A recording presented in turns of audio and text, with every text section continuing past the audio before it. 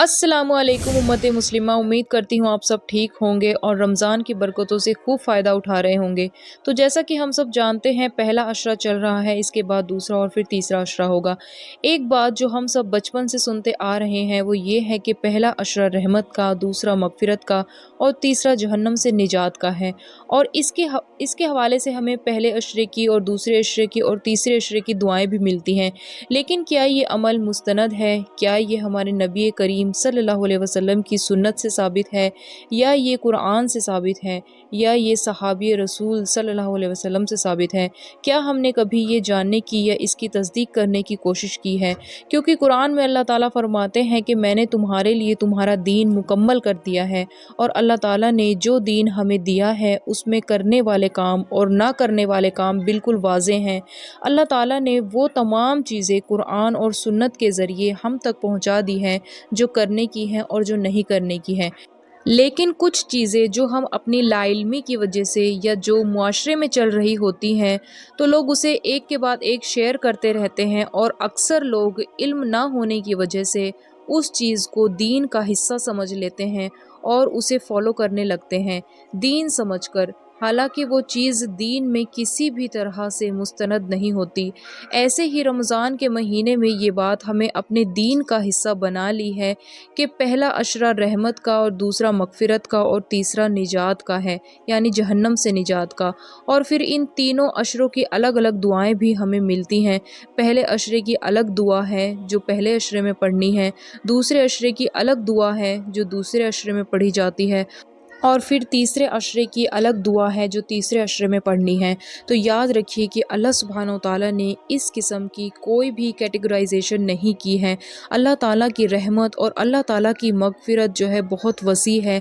अल्लाह ताला ने उसको महदूद नहीं किया। अल्लाह ताला ने हमसे ये नहीं कहा कि तुम पहले 10 दिन मुझसे रहमत मांगो, फिर 10 दिन जो है मुझसे मगफ़िरत मांगो और फिर अगले 10 दिन जो है मुझसे जहन्नम से निजात मांगो। नहीं, बिल्कुल नहीं, बल्कि रमज़ान का हर लम्हा, हर घड़ी बहुत कीमती है और रमज़ान का हर दिन, हर रात अल्लाह ने ऐसा बनाया है कि हम हर रोज़ ही अल्लाह से रहमत मांग सकते हैं, हर रोज़ अल्लाह से मगफ़िरत मांग सकते हैं और हर रोज़ ही अल्लाह से जहन्नम से निजात मांग सकते हैं। तो ये समझना कि रमज़ान के पहले 10 दिन सिर्फ़ मैंने अल्लाह से रहमत मांगनी है, और अगर किसी शख्स ने मगफ़िरत मांग ली तो अल्लाह सुब्हानहू तआला उससे कहेंगे कि मगफ़िरत चाहिए तो दूसरे अशरे का वेट करो। या कोई अगर शख्स ये दुआ मांग ले, अल्लाहुम्मा अजुरनी मिनन नार, यानी कि ए अल्लाह मुझे जहन्नम से निजात दे, तो अल्लाह उसे ये कहेंगे कि जहन्नम से निजात चाहिए तो आखिरी अशरे का वेट करो। तो ऐसा तो नहीं है, बल्कि रमज़ान का तो हर लम्हा, हर घड़ी, हर दिन, हर रात जो है बहुत कीमती हैं। तो अल्लाह ताला का अर्श पूरे महीने के लिए ही पहले आसमान पर आ जाता है और अल्लाह ताला की तरफ से ये निदा लगाई जाती है हर वक्त कि है कोई मगफ़िरत तलब करने वाला, है कोई अल्लाह ताला की रहमत मांगने वाला, और है कोई अल्लाह ताला से जन्नत का सवाल करने वाला, और है कोई अल्लाह ताला से जहन्नम से निजात मांगने वाला। तो इसलिए हर दुआ, हर दिन और हर रात में आप मांग सकते हैं।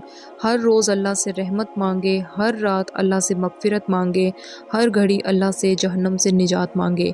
तो आप अपने आप को रिस्ट्रिक्ट ना करें। अलबत्ता ये ज़रूर है कि एक दुआ ऐसी है जिसके बारे में आप सल्लल्लाहु अलैहि वसल्लम ने हज़रत आयशा रज़ी अल्लाह ताला अन्हा को बताया, और वो दुआ वो है जो लैलतुल क़द्र से मुताल्लिक़ है, जिसके बारे में हज़रत आयशा रज़ी अल्लाह ताला अन्हा ने आप रसूलुल्लाह सल्लल्लाहु अलैहि वसल्लम से पूछा कि या रसूल अल्लाह, अगर मैं लैलतुल क़द्र को पा लूँ तो मैं क्या दुआ मांगूँ? तो इस पर आप सल्लल्लाहु अलैहि वसल्लम ने फरमाया कि ए आयशा, तुम ये दुआ मांगो, अल्लाहुम्मा इन्नका अफ़ुव्वुन तुहिब्बुल अफ़्वा फ़अफ़ु अन्ना।